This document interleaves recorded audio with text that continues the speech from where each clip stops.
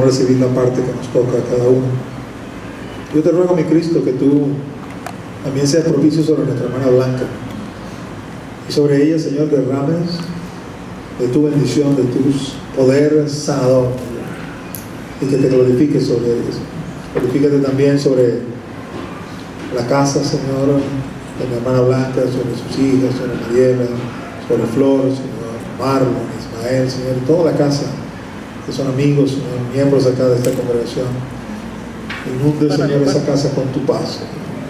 Paz que sobrepasa todo entendimiento. Oramos en el santo nombre de Jesús.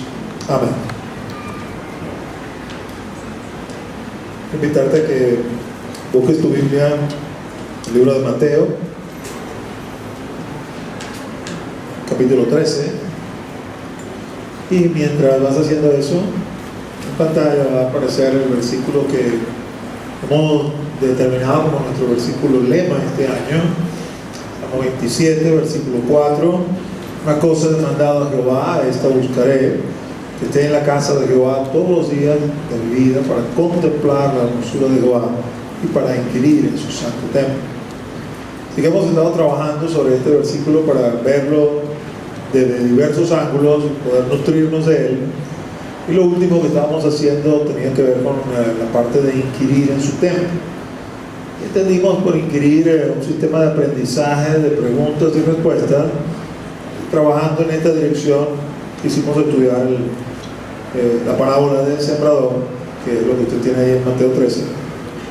De hecho, en la última prédica, pues, ya leímos la parábola, leímos su explicación, y de esa explicación comenzamos a profundizar en una de esos corazones que el Señor relata allí. Voy a releer, como para ponernos en sintonía, en Mateo 13, versículo 18. Oíd pues vosotros la parábola del sembrador. Va a aparecer acá en pantalla. Cuando alguno oye la palabra del reino y no le entiende, viene el malo y le arrebata lo que fue sembrado en su corazón. Este es el que fue sembrado junto al camino. Eso fue lo que hablamos en la última prédica, y le marquita en amarillo para indicar lo que vamos a hablar hoy. Y el que fue sembrado en pedregales, este es el que oye la palabra y al momento la recibe con gozo, pero no tiene raíz en sí, sino que es de corta duración. Pues al venir la aflicción o la persecución por causa de la palabra, luego tropieza. Seguimos leyendo, pásame la lámina. El que fue sembrado entre espinos, este es el que oye la palabra, pero el afán de este siglo y el engaño de las riquezas ahoga la palabra y se hace infructuoso. Mas el que fue sembrado en buena tierra, este es el que oye y entiende la palabra y da fruto y produce a 100, a 60 y a 30 por uno. Podemos esquematizar esa explicación. Ponme la siguiente, por favor. Y lo que el Señor está diciendo es: la semilla es la palabra de Dios. Hay una parte de esa semilla que no va a germinar y una parte que sí va a germinar. En cuanto a la que no germina, la siguiente, se trata de que no entienden y viene el diablo y arrebata la semilla. Y el propósito del diablo arrebatar la semilla tiene que ver que no creen y por lo tanto no se salvan. Estuvimos hablando acerca de eso en la última prédica, desde la perspectiva del predicador, que el predicador entendiera que predicar es un ejercicio espiritual, donde usted no necesariamente tiene que ir con abundancia de palabras o con un discurso bien elaborado, cosas que bien pudieran ayudar, pero si no hay el denuedo y la unción que viene del Espíritu, difícilmente se va a producir obra alguna en el corazón, porque es un ejercicio espiritual para sacar a las personas de las tinieblas donde están cautivos y traerlos a la luz por medio de la exposición del mensaje de Jesús. Cuando las personas no entienden, el diablo viene, quita la semilla, no creen, y si no creen, no se salvan. Recordemos que el Señor fundamenta la salvación en la fe, entendiendo por fe el creer en Jesucristo, conforme a lo que dice la palabra. Ese es el requisito sine qua non para alcanzar salvación. Si el mensaje del Evangelio no te resplandece, no puedes creer. A lo mejor tú piensas que crees. Entras en ese grupo de personas que 2 de Corintios define los que conocieron a Cristo según la carne. Porque una vez que estamos en Cristo, realmente a nadie conocemos según la carne, y si aún a Cristo conocimos según la carne, ya no lo conocemos así, porque ahora lo vamos a conocer en espíritu y en verdad. Así que esto es un ejercicio espiritual, y desde la perspectiva pues de aquel que está recibiendo la palabra, hay que entender si he estado en ese grupo de los que he creído, de los que germinaron, pues de alguna manera este elemento espiritual el Señor me ha librado de él. Dentro de este grupo que germinan hay 3 tipos de corazón.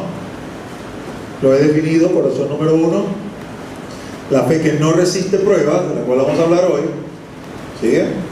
Segundo, fe que no resiste bendición, del cual hablaremos en la futura prédica. Y finalmente, la fe que produce frutos, donde obviamente todos queremos estar. Viendo el cuadro nuevamente, por la siguiente lámina. Semilla, la palabra de Dios, una parte no germina y la otra parte sí germina. Aquí es interesante hacer un ejercicio matemático, un poco para entender algo que quisiera que usted tuviera siempre presente. Vamos a hacer un análisis aquí rapidito y vamos a decir que esto es corte parejo, vamos a decirlo así. Se siembra la semilla, 50% no germina, 50% sí germina. No estaría nada mal, dependiendo del renglón que usted esté estudiando, uno podría llegar a diferentes conclusiones, ¿no? Si el renglón fuera béisbol, por ejemplo, usted dice, bueno, un bateador batea 500, es una maravilla, ¿no?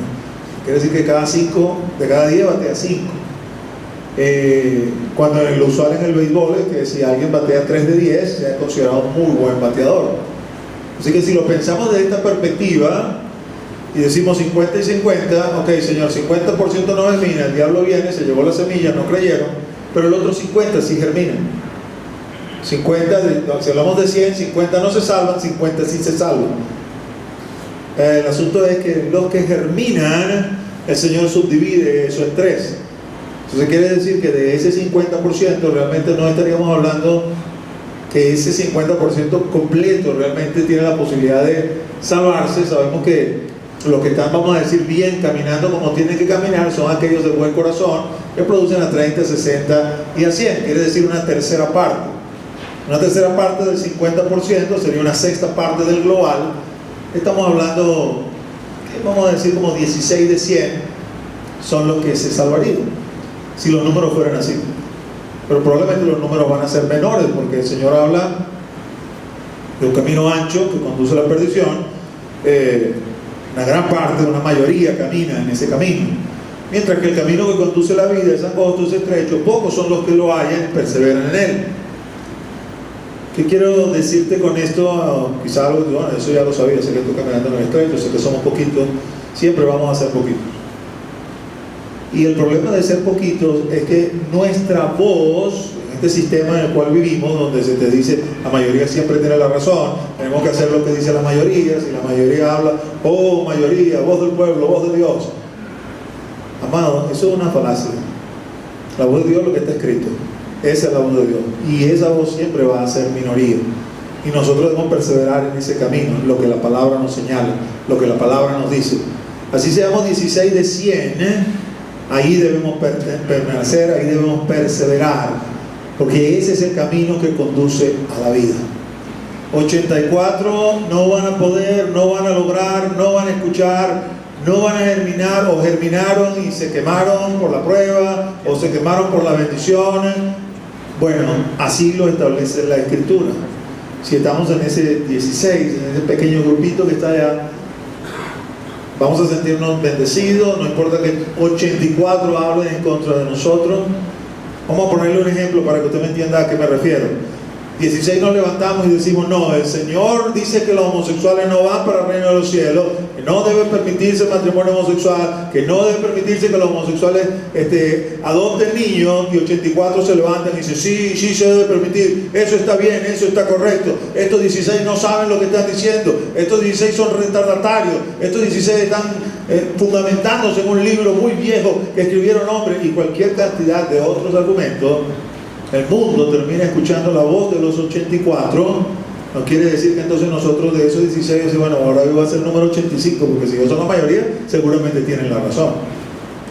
No, amados, debemos perseverar y permanecer allí, aunque seamos minoría. Porque si la palabra lo declara, si la palabra lo dice, nosotros permanecemos en esa línea que la palabra declara, que la palabra dice, así seamos minoría. Dicho eso, amado, para que usted tenga eso en cuenta, y especialmente en lo que se refiere a estos postreros tiempos, donde vamos a ver una gran mayoría desviándose de Dios y empujándonos a nosotros para desviarnos de Dios. Quiero que tome en cuenta lo siguiente, ¿no? La porción de la cual les dije que le iba a hablar tiene que ver con el que está sembrado en pedregales. Y la Escritura dice que el que está sembrado en pedregales, al principio está gozoso, está contento, pero luego viene la aflicción o la persecución por causa de la palabra y se seca la matita porque no tiene una raíz profunda. Al principio, cuando la palabra se recibe, todos vamos a decir neófitos comenzando este camino, esa manifestación de estar gozoso se evidencia. Y a menos que el Señor, por discernimiento de espíritu, nos muestre que esta persona tiene tal corazón y aquella tiene tal corazón, simplemente no lo vamos a saber hasta que no se evidencie después de pasado un determinado tiempo. Después de un tiempo viene la aflicción, viene la persecución por causa de la palabra, y las personas comienzan a volverse, comienzan a irse. Me estás diciendo, pastor, que la palabra dice que si me hago cristiano voy a tener aflicción. Exactamente eso es lo que te estoy diciendo. Pero quisiera, antes de meterme en ese tema de la aflicción por causa de la palabra, reflexionar acerca de la aflicción en general, ¿no? Y quisiera que viéramos Juan 16:33, la parte final. Por eso está esa B allí. La noche que Jesús fue entregado, le dijo a sus discípulos: en el mundo tendréis aflicción, pero confiad, yo he vencido al mundo. Y uno pudiera quizás pensar, bueno, se está refiriendo, cuando dice en el mundo tendréis aflicción, se está refiriendo a la aflicción de la cual había ya mencionado en esa parábola, porque esa parábola fue antes de esta declaración, que habiendo florecido, germinado la semilla, va a venir aflicción por causa de la palabra, va a venir persecución por causa de la palabra. Pero la verdad es que no es eso. Está hablando de la aflicción en términos generales. Quiero decirte algo, si acaso no lo sabías, pero desde el momento que nuestros padres, Adán y Eva, cayeron en el Edén, la aflicción es algo común entre nosotros los seres humanos. Porque la desobediencia en el Edén significó la introducción de la aflicción, de la enfermedad, de la muerte en medio de la creación de Dios. Y nuestros padres, comenzando desde ellos, una vez que habían caído, una vez que habían desobedecido y por lo tanto habían experimentado muerte, comenzando con la muerte espiritual, su naturaleza se convirtió en una naturaleza pecaminosa. Y por lo tanto, por herencia, una generación tras otra generación, no podemos recibir otra cosa que no sea esa herencia de iniquidad que viene cargada con aflicción. Es decir, todos los seres humanos estamos sujetos a la aflicción, sujetos a la enfermedad, sujetos a la muerte. No importa que sean creyentes o que no sean creyentes. Y una de las falacias que usted escucha hoy en día es decirle a las personas, para hacer el evangelio más atractivo, acércate al evangelio, porque si te acercas al evangelio no vas a tener aflicción, si te acercas al evangelio no vas a padecer enfermedad, si te acercas al evangelio no vas a experimentar muerte. Y ese es un mensaje que la gente quiere escuchar, porque la gente logra entender en esta vida, wow, ¿quién habrá inventado esta vida? A veces se cuestionan y se preguntan, porque aquí hay aflicción, aquí hay dolor, aquí hay enfermedad, aquí hay muerte. Realmente esa no fue la vida que el Señor inventó, esa fue la vida que nosotros nos buscamos. Y usted podrá quizás decir, bueno, pero yo no me la busqué, eso fue Adán y Eva. Bueno, pero de la misma manera como una mata de manzana solamente va a poder dar manzana, una naturaleza corrupta no va a poder dar a luz otra cosa que no sea una naturaleza corrupta. Y déjeme decirle algo, tarde o temprano esa naturaleza se manifiesta en medio de nosotros. Usted lo ve de los chavalitos chiquiticos, cuando usted agarra a un chavalito y lo sienta y le dice no te pares, y él se para desobedeciéndole, a pesar de que usted es su papá o su mamá, ya está evidenciando su naturaleza. Lo mismo que sucedió en el Edén cuando Dios le dijo a Adán, no coma de la fruta, y fue y comió, es lo mismo que usted está viendo allí en ese carricito. Cuando usted lo sienta, le dice no te pares, y el carricito se para. Entonces usted dice, no, pero yo no lo hice, pero es que esa naturaleza está en nosotros, es como una carga hereditaria que tenemos. Entonces este mensaje se convierte en un mensaje de estímulo, porque el Señor luego en su oración en el 17 Él va a decir, yo no te voy a pedir que los saques del mundo, ellos están en el mundo, pero que le dé la victoria aquí en medio del mundo. Seguimos sujetos a las mismas aflicciones que todos los seres humanos, pero tenemos una diferencia con los demás que no tienen esperanza. Tenemos esperanza porque estamos en Cristo y Cristo ha vencido el mundo. Ellos no lo podían ver en ese momento, porque en ese momento todavía no había ido a la cruz, no había dicho consumado Él, no había resucitado. Pero en el momento que todo esto se evidenció, se manifestó, quedó visible que Él había vencido el sistema del mundo. Entonces nos enfermamos, nos enfermamos, pero tenemos a Cristo y Cristo ha vencido. Tenemos esperanza, tenemos consuelo. Nos visitan aflicciones, se fallece un familiar que, vamos a decir que uno ya sabe que esto es ley de vida y espera quizás que sus familiares más ancianos, que uno quisiera que duraran para siempre, pero llegará un momento quizás que tienen que partir. El problema es cuando de repente esa persona joven, fuerte, vigorosa, o el niño chiquito, pequeño, que no tiene conciencia y de repente padece este tipo de cosas, la aflicción nos visita, nos pide qué hacer. O de repente usted está quizás, no sé, emocionado con un trabajo o algo, va echando y de repente lo despide del trabajo, o se le viene el negocio abajo, o su misma salud es afectada, o quizás nos visita aún sin esperarlo algo que tiene que ver con un mal de muerte. El mundo no tiene esperanza, pero nosotros tenemos esperanza, porque Cristo vivió en este mundo y lo venció.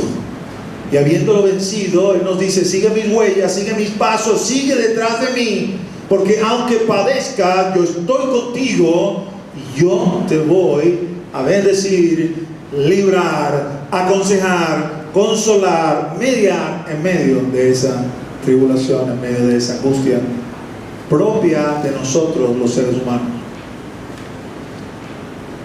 Y en ese sentido no tenemos que confundirnos entonces. Una cosa es la aflicción que viene por causa de la palabra, y otra cosa es la aflicción que es propia de este mundo, que nos puede visitar a cualquiera, creyentes o no creyentes. ¿Por qué nos visita? ¿Es una consecuencia del pecado? Esa sería una primera respuesta. Pero en el caso de los creyentes, cuando nos visita, el Señor la utiliza para irnos perfeccionando, porque a los que aman a Dios todas las cosas ayudan a bien conforme al propósito que han sido llamados. Quizás me pone como si yo fuera usted, ¿no? A veces hago ese ejercicio, no estoy preparando la prédica, lo que voy a decir, me pongo del otro lado, bueno, ¿cómo reaccionaría yo si me dicen eso? Me está diciendo entonces que tengo doble porción de aflicción, una por ser humano y otra por ser cristiano. Exactamente, eso es exactamente lo que dice la palabra. Hay una porción de aflicción que tenemos porque somos parte de esta humanidad caída, y hay otra porción de aflicción que tenemos por ser cristianos. Eso es de lo que hablaba, cuando usted lee el Salmo 73, el Salmo de Asaf, y usted ve a Asaf reclamándole al Señor y diciéndole, mira estos, Los ojos se les salen de gordura, la lengua les pasea la tierra con todo lo que hablan, están llenos de cualquier cantidad de bienes, parece que no tuvieran necesidad de nada, y yo aquí me las estoy viendo negras guardando tu palabra. ¿Qué beneficio tengo, qué bien tengo en permanecer firme cuando veo esto que no permanecen firmes para nada? Están haciendo lo que bien les parece y todo parece indicar que no les pasa nada, que no les viene nada, y en cambio a mí, que estoy conservando tu palabra, me viene todo. Y después que él ha hecho esa queja, entonces viene ya con la parte final del Salmo, donde el Espíritu de Dios lo visita y le revela, y él reconoce. Dice, oh, tan torpe era yo que era como una bestia, como una mula, porque no lograba entender el fin de ellos. Pero cuando entendí el fin de ellos y el fin mío, entendí que sí vale la pena guardarse, que sí vale la pena permanecer, aunque tenga aflicción, ya sea porque soy un ser humano común y corriente, y que tenga aflicción también porque estoy guardando tu palabra.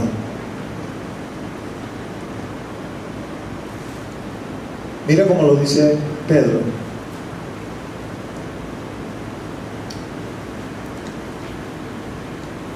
Primera de Pedro, capítulo 1. En lo cual vosotros os alegráis. El versículo 6 y 7 es la parte de arriba y el 9 que está allá abajo.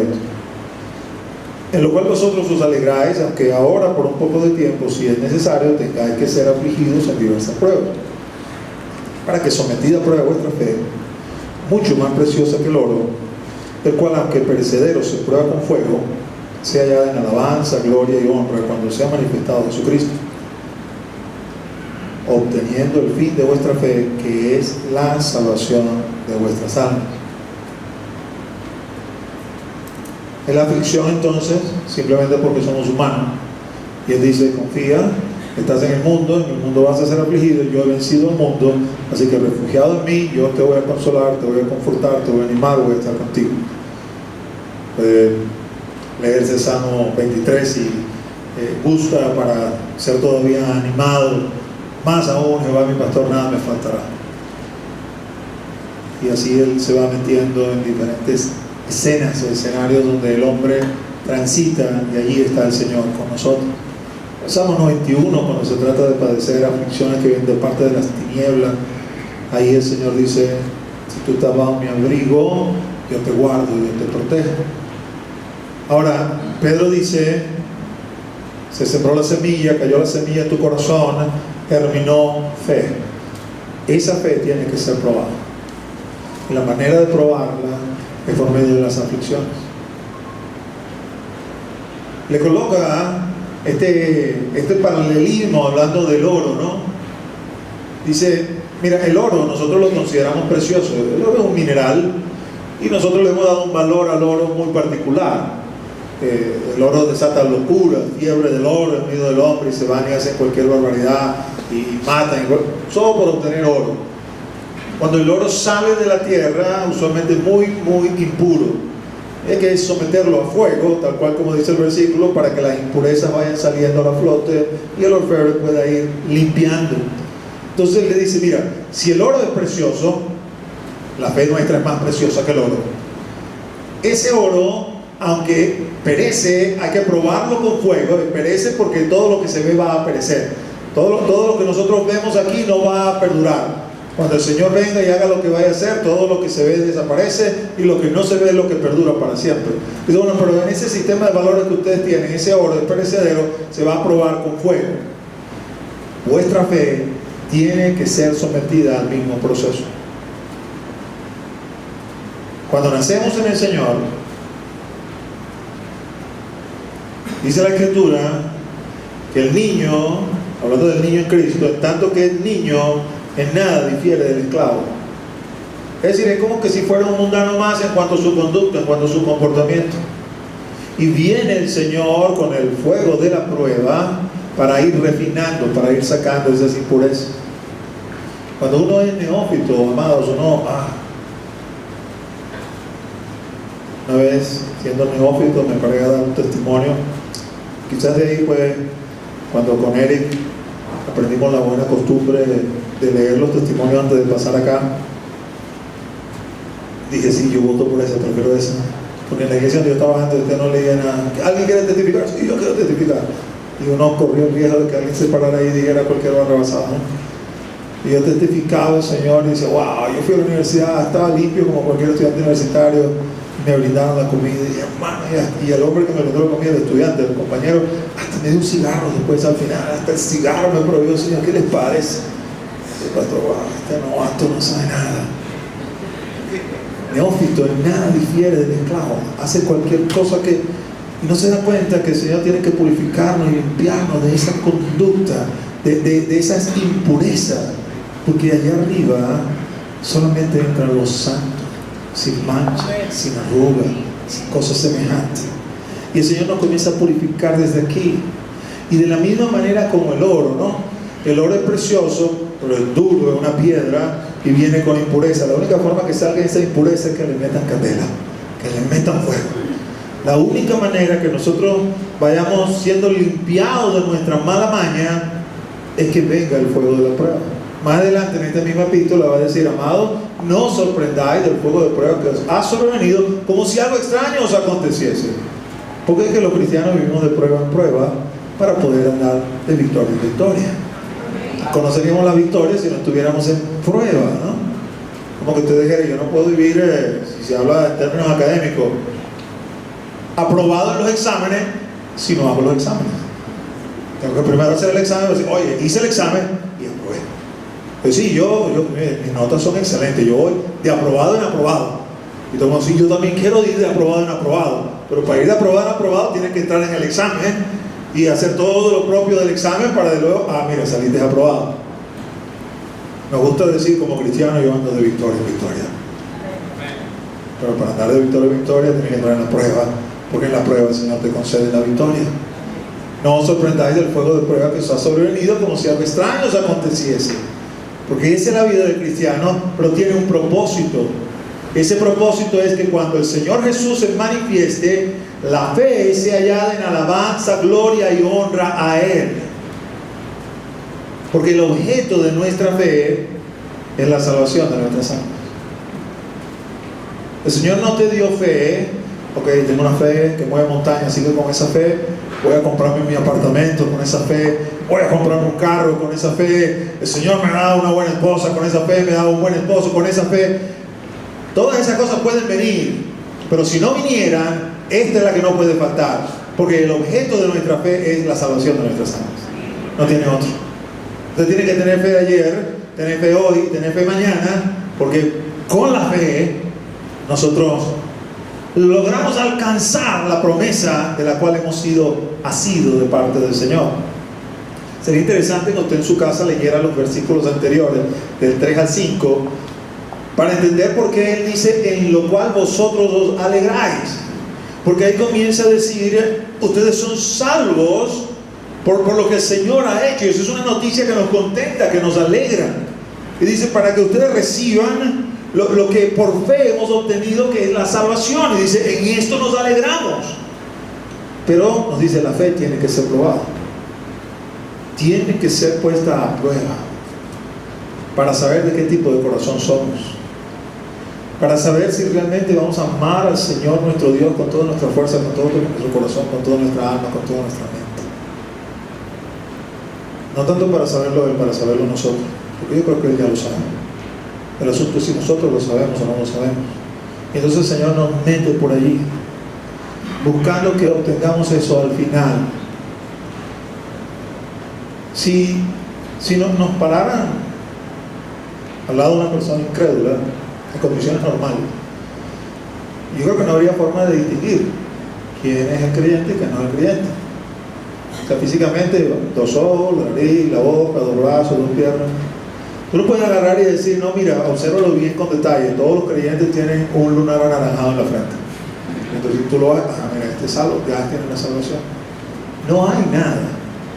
Es adentro, es fe. Fe es la certeza de lo que se espera, la convicción de lo que no se ve. Fe es lo que me hace estar confiado y cada mañana me encomiendo en las manos del Señor cuando salgo a la calle, porque es un riesgo y todos estamos sometidos a ese riesgo. No es que el Señor me va a guardar a mí particularmente porque yo soy cristiano. El Señor nos guarda todo hasta que Él quiere, como Él quiere, la voluntad que Él quiere, pero no puede sobrevenir. Y si nos sobreviniera, nosotros estamos confiados que nos vamos con Él, porque la salvación es por fe, no es por obra. Y estamos convencidos en esa fe que si el Señor, ahí donde estamos sentados, aquí donde estoy yo parado, nos dio un patatú ahorita, nos vamos con Él. No porque tengo un lunar anaranjado aquí en la frente, sino porque hay fe. Y esa fe me permite afirmar con propiedad: yo tengo esa salvación, que ahorita quizás no se ve, que ahorita quizás no se demuestra, quizás ahorita simplemente si algún incrédulo nos ve y dice: no, yo no quiero ser como tú, chico. Tú no bebes, no bailas pegado, no vas para la playa, no vas para... No, déjate de eso. Cuando yo sea viejo tal vez. Pero ahorita no. Porque no logra ver que yo las cosas que dejo de hacer, no las dejo de hacer porque el Evangelio es un no. Porque amo a Cristo. Porque el que me ama guarda mi palabra. Y algo que nos nace cuando leemos lo que Cristo nos demanda en cuanto a santidad, no tengo necesidad que nadie me lo diga o que nadie me obligue, simplemente lo hago porque eso es lo que agrada a Cristo.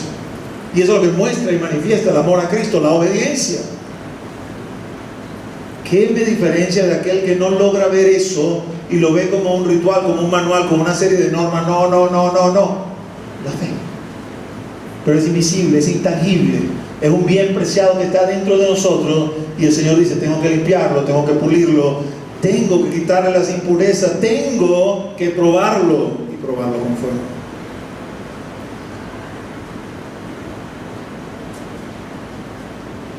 Los hermanos de Corintio comenzaron a experimentar esas pruebas. Ya voy a hablar de pruebas o de aflicciones que tienen que ver con la palabra. Cuando vienen las aflicciones por causa de la palabra, no las aflicciones comunes y corrientes que nos vienen a todos, sino las aflicciones por causa de la palabra. Ay, Señor, tú me pusiste en esa iglesia local, y en esa iglesia local está ese hermanito o esa hermana que no lo soporto.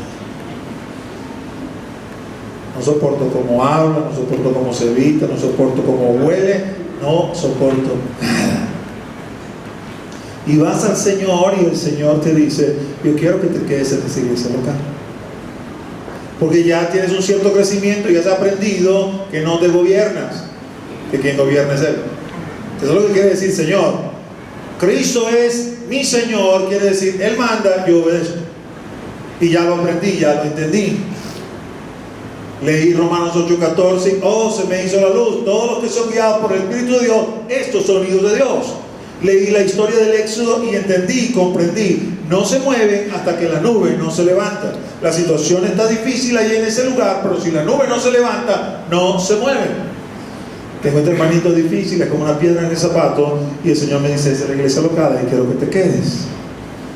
Así que en lugar de ir saltando de iglesia en iglesia como un cabrito, en lugar de ser una oveja, me quedo en ese lugar y soporto. Así como el Señor me soporta a mí, yo soporto a mi hermano o a mi hermana, y eso se convierte en una prueba. Se convierte en una prueba cuando mis circunstancias se hacen adversas, se hacen difíciles. El pastor sabe, en Venezuela está difícil conseguir la cosa. Hay que hacer cole, hay que hacer esto, hay que hacer lo otro. El pastor sabe, en Venezuela está difícil la inseguridad, pastor. Mire, yo estoy escuchando que por allá en la Conchinchina ya la cosa está buena.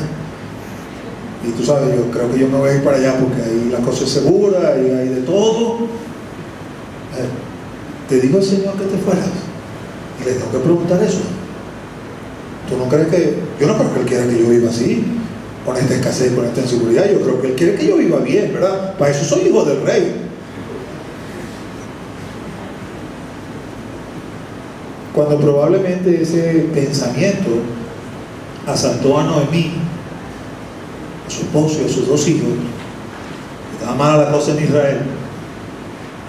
No llovía, no producía la tierra, pero al ladito en Moab ahí caía agua abundante y la tierra producía. Y dijeron: no, chicos, no nos vamos a calar esta, vámonos para acá, para Moab, porque ahí sí nos van a rendir.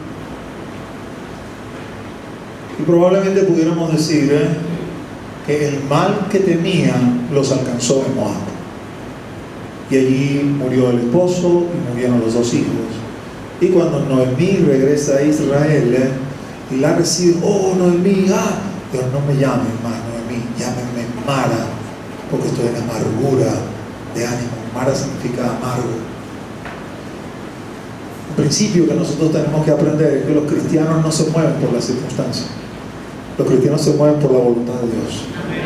Si Dios dice muévete, nos movemos. Si Dios dice quédate, nos quedamos. Porque tengo que decirle quizás otra cosa. Imagínense que todos nosotros tuviéramos una condición de que nos pudiéramos ir, porque a lo mejor la gente no se va porque sus condiciones no les permiten irse, pero que no tuviéramos esa limitante. O sea, realmente tenemos las condiciones que si me quiero ir, me voy. Si no fuéramos todos los cristianos, ¿quién les predica a esta gente? ¿Quién les habla? ¿Cómo se convierten? Porque la Escritura dice, ¿cómo se convertirán si no hay quien les predique, si no hay quien les hable? Usted y yo no nos convertimos, no nos hicimos cristianos para tener el mejor apartamento, el mejor carro, para vivir en las mejores circunstancias. Usted y yo nos convertimos para ser luz y sal de la tierra. Para vivir, haber recibido la parte que nos toca, la parte buena que nos toca y poderla disfrutar, pero ahora también ser instrumento en las manos de Dios para alcanzar a otros y que otros puedan venir a sus pies. Y eso significa otros en la bonanza y otros en la donde las cosas están difíciles. Por supuesto, yo lo comprendo. Si el Señor me diera para escoger, yo a lo mejor no escogería aquí. Dirá, me va a dar para escoger, ¿cómo no? Déjame que yo escojo. Pero si el Señor no me da para escoger, donde Él me diga, tengo que decir amén. Si no, Él no es el Señor. El Señor soy yo. Porque el Señor significa eso: amo, dueño, el que manda.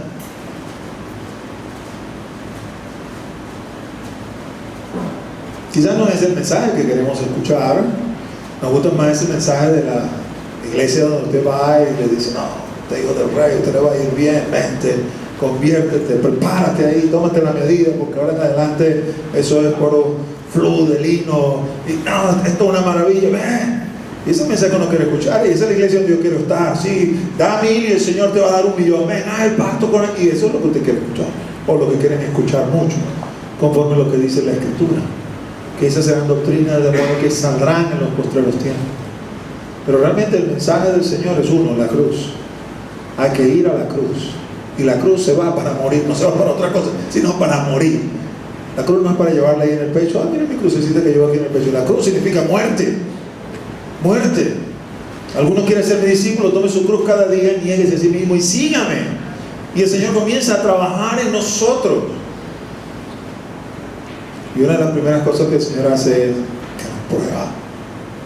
Nos prueba. Cuando usted se convirtió, si le predicaron correctamente, le dijeron, tienes que arrepentirte. Si no te arrepientes y vas a seguir en tus pecados, es como que no te hubieras convertido. Tienes que confesar con tu boca que Jesús es el Señor. Tienes que creer en tu corazón que Dios le levantó de los muertos, porque esa es la manera en que vas a nacer de nuevo. Y luego chupulumpas al agua, hay que bautizarse y dar el testimonio público de que en efecto le voy a seguir y voy a caminar con Él. Si digo, Él es el Señor, tú eres el Señor, quiere decir voy a vivir conforme a su modelo.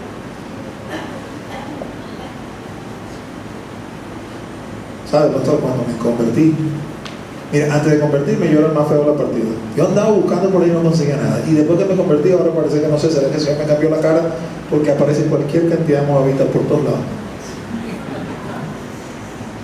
Está siendo probado. Está siendo probado. Tu fe, que es más preciosa que el oro, la están probando para que te mantengas fiel, para que te mantengas firme, porque el Señor busca en sus hijos pureza sexual de todo tipo.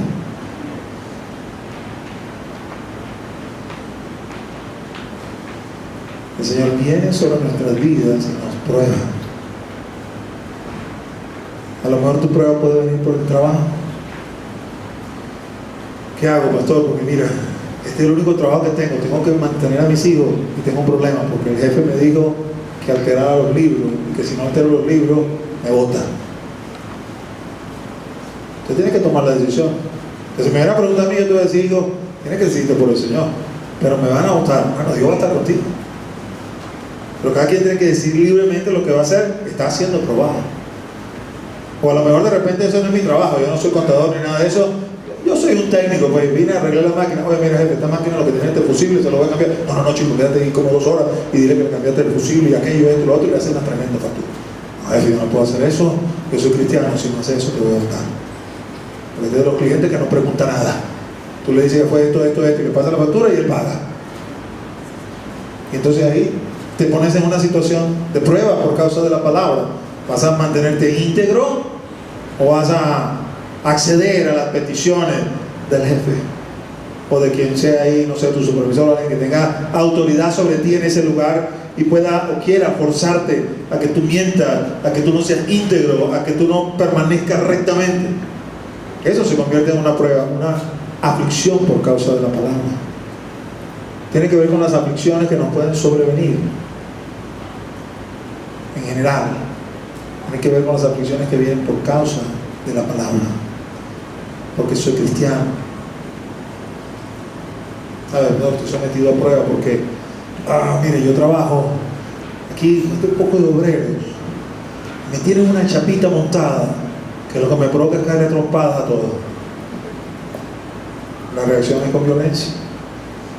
Está siendo probado. Es que tú no te imaginas, pastor, lo que me dicen es tan feo que no te lo puedo repetir porque te vas a horrorizar. Estamos siendo probados por causa de la palabra, la aflicción que viene por causa de la palabra. Porque la otra alternativa que tiene es renunciar. ¿Sabes? Iba a renunciar, pero cuando le dije al Señor que iba a renunciar, me dijo, no renuncio, quédate en ese trabajo. Esta prueba nos puede visitar de diversas formas. Estas aflicciones pueden venir de diversas formas, siempre en función de la palabra y con el propósito de que se evidencie lo que vamos a conseguir al final, que es esa salvación. Esta tiene que ser la motivación de nuestras vidas. Una cosa he demandado a Jehová, esta buscaré, que yo esté en su casa todos los días de mi vida. Hoy nosotros vamos a decir, estamos allí en ese sitio por fe, vamos a decirlo así de esa manera. Pero usted y yo, que somos la iglesia, que somos la novia, que nos estamos preparando para el novio que está pronto a venir, vamos a estar siempre con él en su casa. Ya en el lugar, vamos a decir, físico, de existencia real, ahí donde el Señor la tiene, allí es donde vamos a estar, allí apuntamos. Amados, si a usted le parece, usted cree, wow, qué tremendo el pueblo de Israel, qué bendiciones tiene el pueblo de Israel, cómo Dios se mueve en medio del pueblo de Israel. Bueno, estamos en la misma sintonía porque yo pienso lo mismo. Pero usted y yo somos más que el pueblo de Israel. Usted y yo somos la iglesia del Cordero. Usted y yo somos la novia del Señor, la novia del Mesías. A los suyos vino y los suyos no le recibieron. Y como los suyos no lo recibieron, salió a buscarnos a nosotros y hoy nosotros estamos aquí. Y el sitio que quizá pudo haber sido para ellos, ahora es para nosotros, porque nosotros somos su iglesia, su escogida. Y nuestras promesas son mejores que las promesas del antiguo pacto. Y eso tiene que mover nuestro corazón y tiene que ser suficiente para soportar cualquier aflicción que venga sobre nosotros por causa de la palabra. Pero tiene que venir, amados. Tiene que venir porque mira lo que dice la Escritura en Hebreos.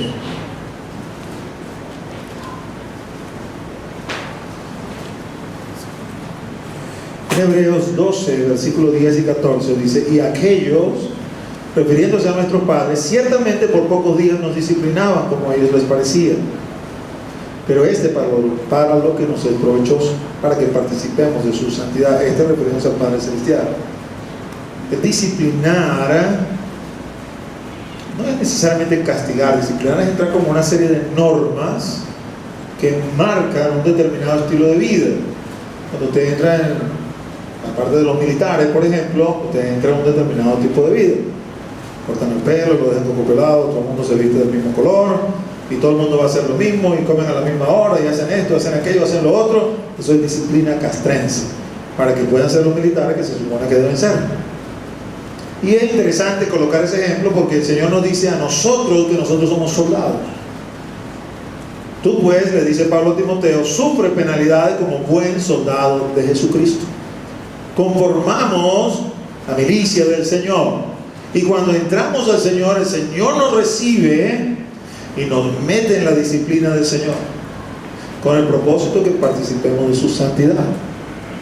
Y a lo mejor, ¿no?, tomando ese ejemplo de los militares, no nos deja coco pelado, pero nos agarran y dicen: los hombres que se cortan el pelo ya, porque el Señor dice que no quiere hombre con pelo largo, que en el hombre el pelo largo es deshonroso, que los hombres deben llevar pelo corto, porque eso es lo que trae honra al Señor. Y digo eso, lo del pelo, porque es la parte militar, pero así el Señor nos mete en una determinada disciplina, y esta disciplina tiene que ver con su santidad, participar de su santidad. ¿Y por qué quiere que participemos de su santidad? Porque sin santidad nadie va a ver su rostro. Sin santidad nadie va a ver su rostro. Y nos pone un ejemplo fácil de entender. Acuérdate, bueno, los que tuvieron ese tipo de padres así, ¿no? Porque hoy en día tenemos unos padres que, wow, no sé qué realmente están haciendo con sus muchachos. Pero quizás si usted de eso se acuerda: sí, yo recuerdo mi mamá, Pedro aquello, Pedro lo otro, Pedro la basura, Pedro tiende la cama, Pedro lava los corotos, Pedro, y Pedro, ¿cuándo? ¿Hasta cuándo? Y después Pedro creció, se casó y tuvo su hijo José, José, papá, ¿hasta cuándo? Y tú eres visto tu abuela, José, porque está apuntando a que sean buenos ciudadanos, que sean personas de valor, que se puedan mover en este mundo de una manera adecuada. Está tratando de minimizarle inconvenientes. Pues lo mismo hace el Señor cuando el Señor nos disciplina, cuando el Señor nos somete, nos sujeta a ciertas situaciones como la que he hablado, o inclusive peores. Me viene la enfermedad, voy al médico y el médico no acierta, diagnostica por aquí, diagnostica por allá, nada, mándate remedio, nada. Y voy al Señor y el Señor me dice: estás sano. ¿A quién le creo? ¿A mi cuerpo, que estoy viendo enfermo, que voy de médico en médico y los médicos no terminan de atinar? Al Señor, que me dice: estás sano. Y entonces de alguna manera entro en una lucha contra mí mismo. ¿Qué tengo que creer? ¿O su palabra que me dice estoy sano y en el momento de esta sanidad se va a manifestar? ¿O tengo que creer lo que dice mi cuerpo? ¿O tengo que creer los médicos que dicen: no sé qué usted tiene, usted no sé qué tiene, usted se va a morir porque nadie logra saber qué es lo que usted tiene? El Señor, cuando nos somete en esa situación a ver qué es lo que vamos a hacer, por quién vamos a dar la cara, hacia dónde vamos a inclinarnos, nos está disciplinando.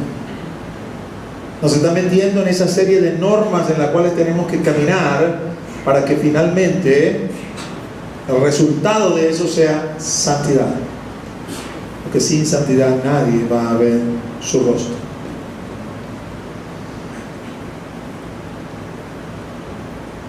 Quiero decirte una cosa más, ya los que tenemos más años en el Evangelio, ¿no? Porque hemos hablado de alguna manera de novato, por decirlo de alguna forma.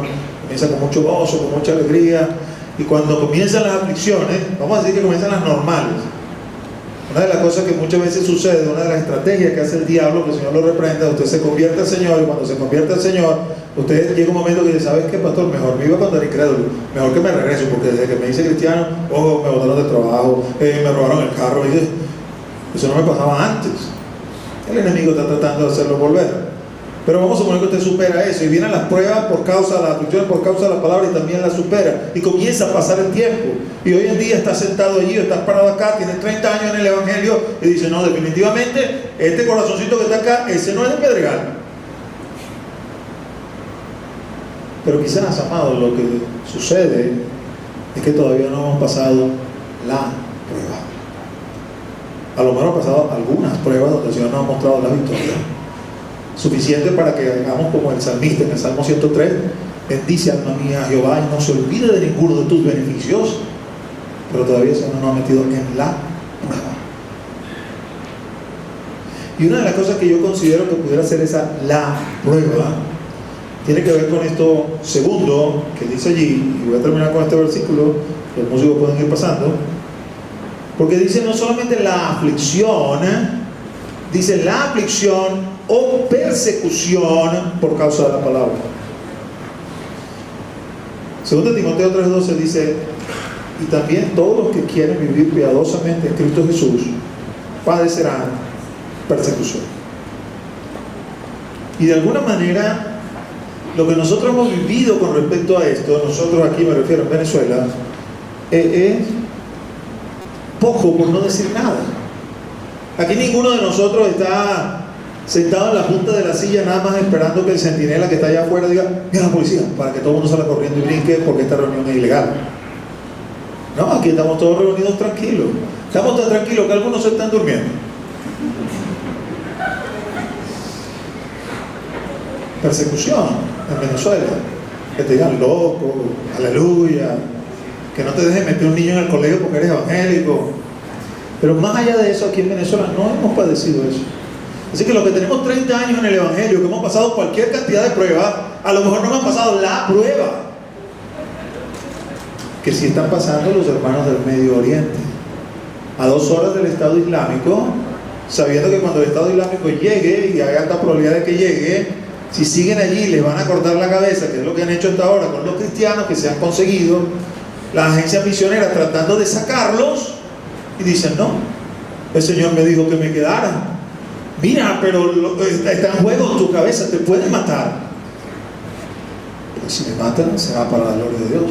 Pero no voy a salir, no me voy a ir. El Señor me dijo que me quedara aquí. Aquí no hemos pasado eso. Yo le animo, si tiene el guáramo, el estómago, para verlo, porque algunos hermanos lo han documentado vívidamente.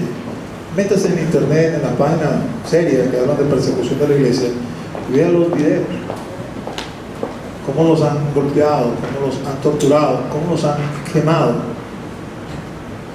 Lo último que publicó, son tantas barbaridades que hacen y están con tanta frecuencia que uno no sabe realmente si es lo último o no.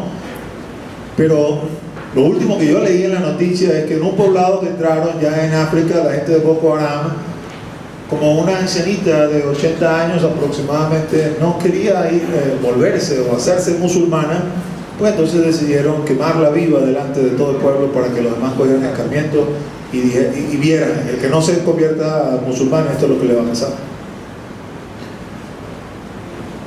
La persecución, mis amados hermanos, puede ser algo bien serio, y donde si no tenemos la fuerza del Señor, nadie puede decir: yo voy a resistir la persecución, yo no voy a negar al Señor, yo voy a permanecer firme. Y a veces uno quizás puede pensar: bueno, pero ¿por qué es necesario que sepa eso realmente? El Medio Oriente está muy lejos. Lo que hemos sabido aquí de musulmanes, lo hemos sabido así de gotica, no se ha podido confirmar, que parece que hay unos musulmanes por allá en la península de La Guajira, algunos guayús se convirtieron, han salido fotografiados por ahí con burkas, por acá, qué sé yo. Los musulmanes que sabemos que están abajo en Puerto Ordaz, pero eso es una comunidad cerrada, no están haciendo proselitismo. No vemos, por ejemplo, como una posibilidad, así como Inglaterra o Francia, de que esos países a la vuelta, si el Señor no viene antes de unos 30 años, pudieran ya no ser naciones donde predominen los cristianos, sino donde predominen los musulmanes. Ese riesgo no lo vemos aquí en Venezuela. Entonces, ¿para qué voy a pensar en la persecución?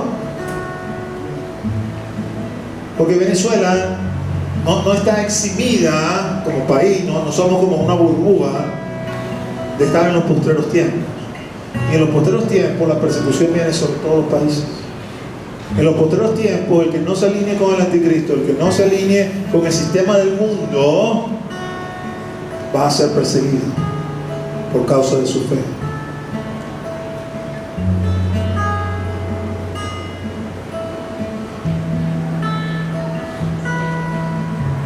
Hoy, solamente te dejo esto para que pienses, ¿no? No quiero ni que hagas una tormenta en un vaso de agua, ni que veas fantasmas donde no hay. Simplemente quiero mostrarte cómo trabaja el enemigo preparando la mente de los seres humanos. Tenemos una situación aquí en Venezuela de escasez. El gobierno busca estrategias para resolver y dice: bueno, vamos a comprar por número de cédula, vamos a poner el dedo aquí.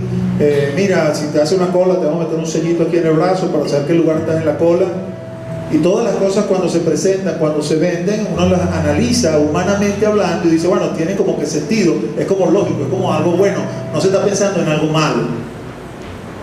Pero de alguna forma todo eso va preparando el ambiente. Sucede aquí en este país, en otros países suceden otras cosas. En otros países, por ejemplo, ya no vamos a usar más efectivo, todo tiene que ser por una tarjeta. Y esos países han ido todavía un poquitico más adelante, los más avanzados. Dice, mira, una tarjeta o tenemos un chip biológico que te podemos poner en la mano, te lo podemos meter en la frente. Ahí va a estar toda tu información. Pasa por un sistema de lector óptico, ¿no? Bueno, a menos que el ladrón te corte la cabeza, no hay ningún problema, no te van a robar nada. Y uno lo ve y dice, oye, buena la cosa. Pero nosotros los cristianos no olvidamos lo que dice la Escritura en Apocalipsis 13. Una de las estrategias del anticristo es, va a colocar una marca, y el que no tenga esa marca no puede comprar ni vender. No puede comprar ni vender. Hoy en día algunos de nosotros, y me voy a meter en ese grupo, ¿no?, para hacernos equivales, estamos desesperados porque no conseguimos cosas. Y si no consigo harina, estoy desesperado porque no me puedo comer la arepa en la mañana.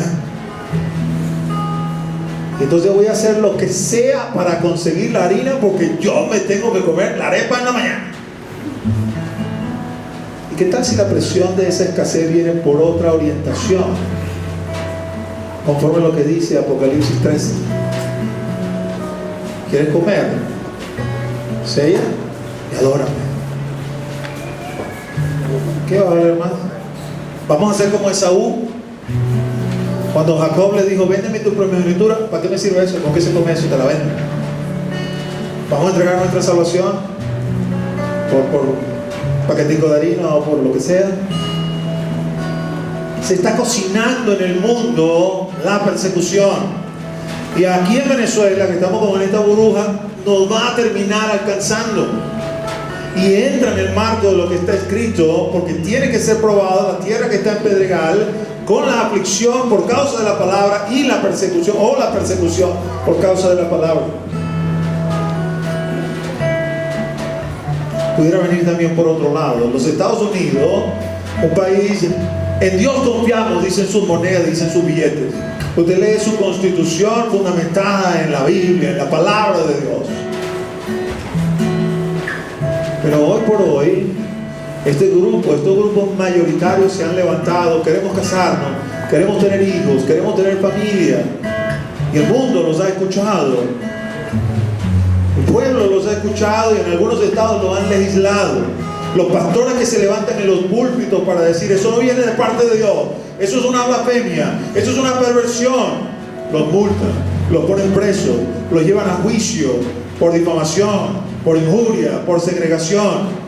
Y así pasa en los Estados Unidos, pasa en Inglaterra, países que fueron cunas del protestantismo, donde se comenzó a hablar la palabra diciendo la salvación es por fe. Dentro de esos países cristianos, no son ni musulmanes ni comunistas, se están persiguiendo a los cristianos, porque nos tenemos que levantar en función de lo que la palabra de Dios declara, y allí tenemos que permanecer firmes, aunque eso signifique multas, prisión, o qué sé yo, qué demás cosas pudiera significar.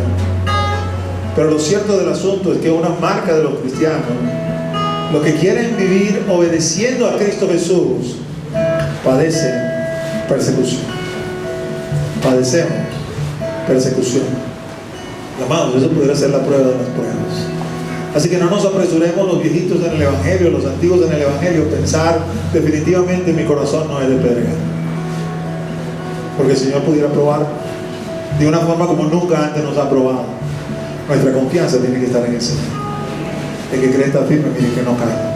Nuestra confianza tiene que estar en Él y solamente en Él. Vamos a decir, vamos a orar.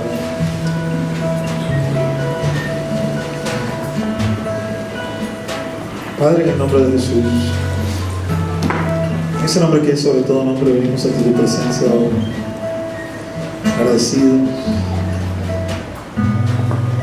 por tu palabra y por tu bondad, para decirte, Señor, que tú nos examinas. Examínanos, oh Dios, y conoce nuestro corazón. Examínanos, oh Dios, y conoce nuestros pensamientos.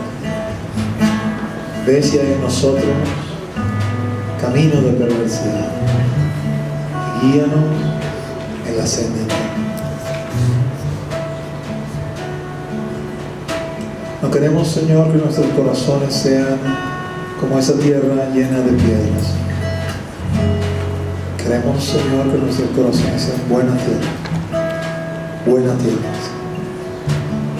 Haz lo que tengas que hacer, Señor, para que esas piedras sean removidas, para que esas impurezas sean removidas y podamos ser perfeccionados en ti. Porque el anhelo y el deseo de nuestro corazón es verte cara a cara, estar definitivamente contigo eternamente y para siempre. Así que ven sobre nosotros como tu congregación, como tu iglesia, y haz la obra en nuestros corazones, en nuestras vidas.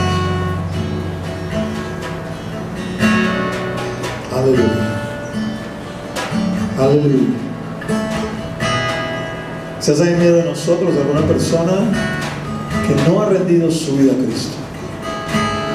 Una persona que aún no le ha dicho a Cristo que entre en su corazón, que lo transforme, que lo remueve, que lo cambie, que le dé una novedad de vida.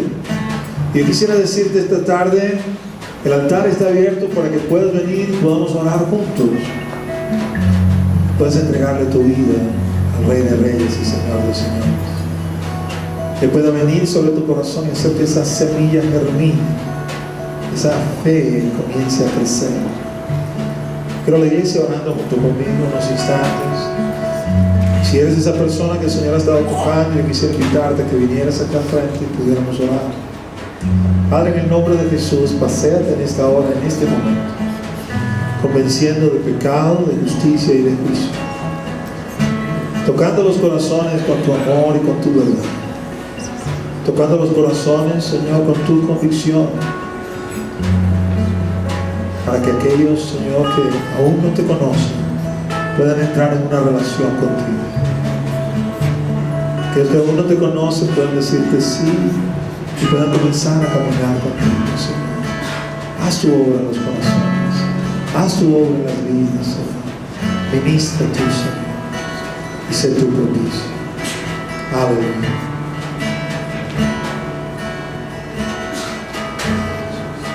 Vamos a terminar el servicio de hoy con dos bautismos para la gloria de Dios. Personas que han querido, mediante la obediencia al bautismo, decirle a la congregación y decirle al Señor, están dispuestos a vivir por Él, caminar con Él y andar tras sus huellas, tras sus pisadas.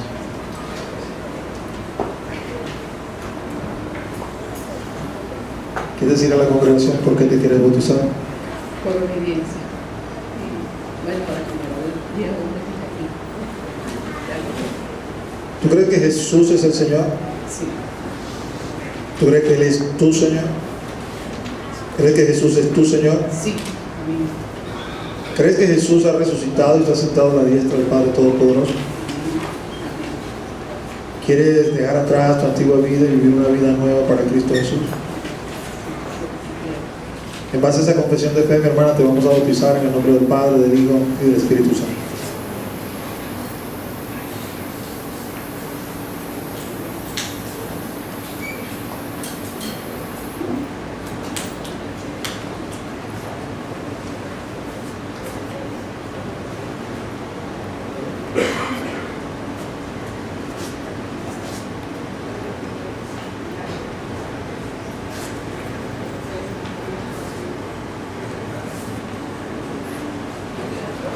Gloria a Dios. Aleluya.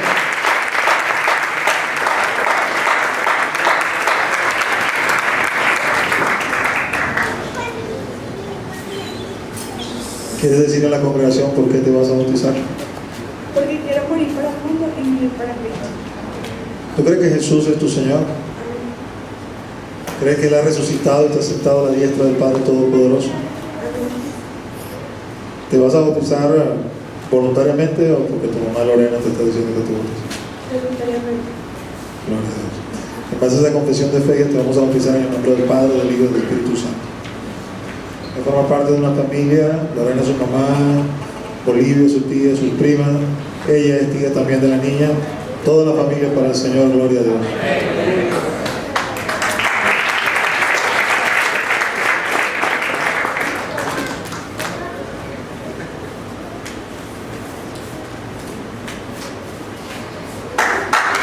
Gloria a Dios.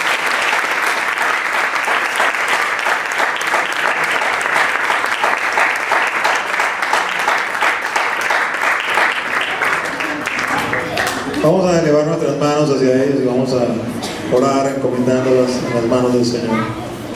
Padre, en el nombre de Jesús, en ese nombre que es sobre todo nombre, queremos darte gracias, Señor, por las vidas, Señor, de mis hermanas. Aquí, Señor, en la paz de esta tierra, tía, sobrina, en la eternidad de hermanas en Cristo. Y te ruego, Señor, que seas propicio sobre ellas, Jesús. Y que ministres sobre ellas, Señor, impartiendo de tu presencia, Señor, revelándote a ellos, Señor, que el conocimiento de tu palabra, Señor, se ensanche más y más, Señor, sobre cada una de ellas, Señor, para que puedan adentrarse en tu palabra, Señor, para que puedan enamorarse de ti, caminar en tus huellas, caminar en tus pisadas, Señor. Te ruego, Señor, que esa bendición no solamente alcance a ellas, Señor, sino al resto de sus familias, Señor, que no te conocen aún, Señor, para que también puedan venir a tus pies, Señor. Y toda la familia, Señor, padre, madre, hermanos, Señor, tíos, sobrinos, primos, Señor, todos puedan, Señor, caminar en la senda de fe para gloria tuya y bendición de esta casa. Nos encomendamos a tu cuidado, a tu palabra, a tu espíritu, en el nombre de Jesús. Amén y amén. Gloria a Dios.